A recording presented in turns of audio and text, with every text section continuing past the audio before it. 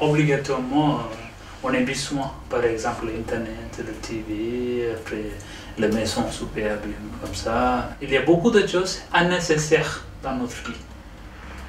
Pour être heureux, on n'a pas besoin de beaucoup de choses. On vit en couple avec quelqu'un, on a 2 enfants en général, et dès que l'on ne va pas être forcément dans ce modèle-là, ben on sent une pression qui est un petit peu latente. Première pression de la société. Quand on dit pression de la société, c'est tout ce qui, quelque part, formate les individus, les organise,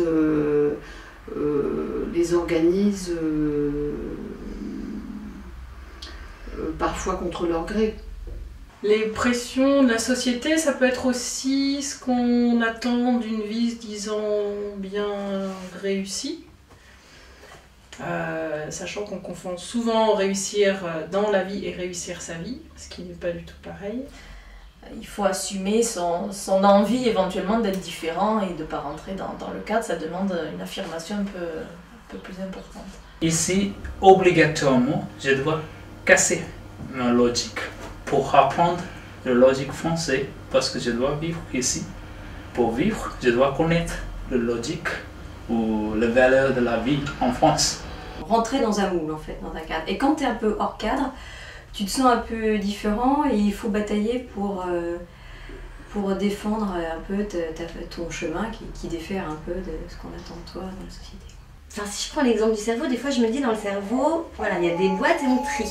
On arrive à trier pour retrouver les choses qu'on a envie.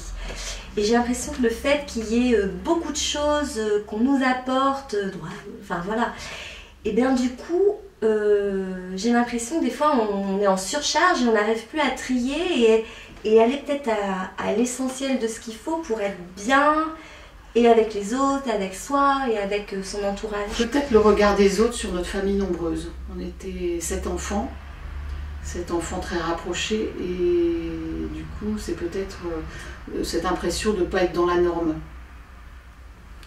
Le caste, c'est une pression vraiment difficile pour les petits.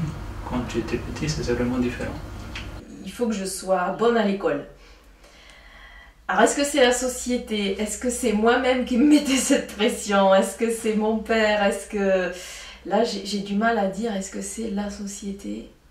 Peut-être le bac, je sais pas. Ça reste un examen, peut-être, ouais. Une fois que tu sors un peu de tes études, tu sais pas forcément ce vers quoi. Alors, évidemment, tu as suivi un cursus, mais tu sais pas vraiment ce qui t'attend. Et là, tu sens que, en effet, il faut enchaîner maintenant. Et ça, je trouve que ça a été un peu lourd. Il y avait un brassage de culture beaucoup plus important et du coup quand je suis rentrée à La Rochelle, c'est vrai que là j'ai eu un choc de la pression vraiment de société, de consommation et de l'apparence, je vais dire ça comme ça. On peut les voir, enfin moi je les trouve aujourd'hui comme oppressantes. Oppressantes parce que je trouve que ça limite un peu tes choix, ça limite... Ou alors il faut être assez fort, il faut avoir une bonne personnalité pour bien le vivre. Je pense qu'il y a des pressions qui peuvent être vraiment oppressantes et que du coup, enfin moi ça me déstabilise si ça commence à monter à un niveau d'oppression grand, ça me déstabilise.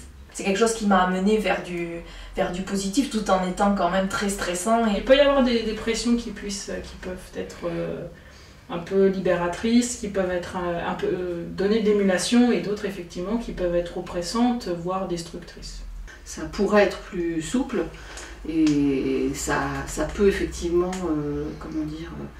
freiner certains enfants par exemple, et en même temps c'est obligatoire. Je veux dire, vivre en communauté, il faut forcément faire attention à des règles communes, à des normes communes.